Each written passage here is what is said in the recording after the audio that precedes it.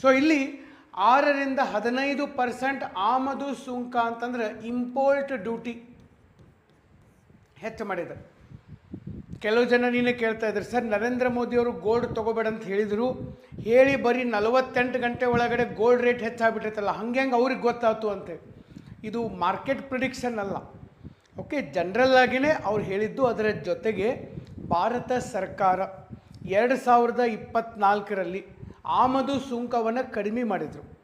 ಆಮದು ಸುಂಕ ಅಂದರೆ ನಾವು ಭಾರತೀಯರು ಬೇರೆ ದೇಶದಿಂದ ಯಾವುದೇ ವಸ್ತುಗಳನ್ನು ಆಮದು ಮಾಡಿಕೊಂಡ್ರೆ ನಮ್ಮ ಗೌರ್ಮೆಂಟ ಅದರ ಮೇಲೆ ಟ್ಯಾಕ್ಸ್ ಹಾಕ್ತಾರೆ, ಸ್ವಲ್ಪ ಜಾಸ್ತಿನೇ ಹಾಕ್ತಾರೆ. ಯಾಕಂದರೆ ಬೇರೆ ದೇಶದಿಂದ ನಾವು ಜಾಸ್ತಿ ಇಂಪೋರ್ಟ್ ಮಾಡ್ಕೋಬಾರ್ದು ಅಂತೆ.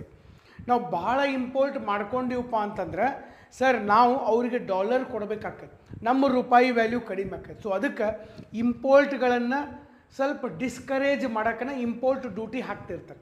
ಅದನ್ನು 6% ಇರ್ತದೆ. ಅಂದರೆ ನಾವು ಈಗ ನಮ್ಮ ಭಾರತದಲ್ಲಂತೂ ನಾವೆಲ್ಲ ಗೋಲ್ಡ್ ಪ್ರಿಯರು, ಅದರಾಗೂ ಹೆಣ್ಮಕ್ಳಿಗಂತೂ ಗೋಲ್ಡ್ ಬೇಕು. ಸೊ ಹೀಗಾಗಿ ಗೋಲ್ಡ್ ನಾವು ಭಾಳ ತೊಗೋತೀವಿ. ಆ ಗೋಲ್ಡ್ ತೊಗೊಳ್ಳೋವಂಥ ಒಂದು ವ್ಯವಹಾರದಲ್ಲಿ ಆಮದು ಮಾಡ್ಕೋತೀವಲ್ಲ, ಅದರ ಮೇಲೆ ಸುಂಕ ಹಾಕ್ತಿದ್ರು. ಅದು ಎಷ್ಟಿತ್ತಪ್ಪ ಅಂತಂದ್ರೆ 6% ಇತ್ತು. ಈಗ ಒಮ್ಮಿಗಿಲೆ ಅದನ್ನು ಏನು ಮಾಡಿದಾರೆ, 15% ಹೆಚ್ಚಿಗೆ. 6 ಇದ್ದಿದ್ದು 15 ಅಂತಂದ್ರೆ ಹೆಚ್ಚು ಕಡಿಮೆ 2.5 ಪಟ್ಟು ಜಾಸ್ತಿ ಆಗಿಬಿಡ್ತು. ಇನ್ನು ಗೋಲ್ಡ್ ಇಂಪೋರ್ಟ್ ಕಾಸ್ಟ್ಲಿ ಆತಂದರೆ ಗೋಲ್ಡ್ ರೇಟ್ ಹೆಚ್ಚಿಗೆ ಆಕೈತೆ. ನಿನ್ನೆ 1,52,000 ಇತ್ತು, ಈಗ 1,68,000 ಮಟ್ಟ ಬಂದಿದೆ.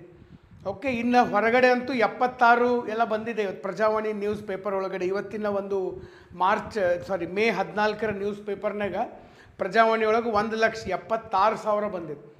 ಓಕೆ, ಅಂದ್ರೆ ಅದರ ರೇಟ್ ಹೆಚ್ಚಾಗ್ತದೆ. ಚಿನ್ನ ಮತ್ತು ಬೆಳ್ಳಿ ಎರಡದ್ರ ಬೆಲೆ ಏಕದಮ್ ಏರ್ಬಿಟ್ಟವು.